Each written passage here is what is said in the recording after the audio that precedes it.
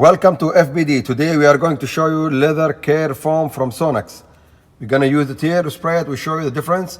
This product clean and care all leather seats. We'll put the masking tape.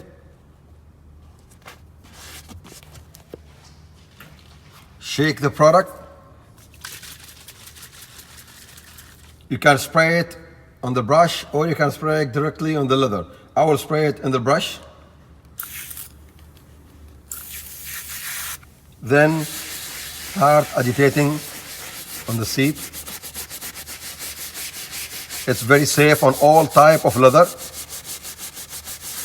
Very easy to use. Nice scent, nice smell.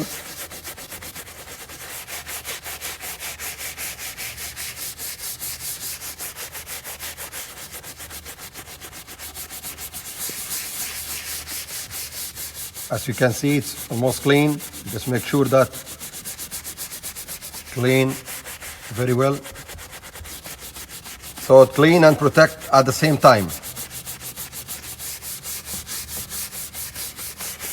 This is also from SONAX brush, SONAX interior brush.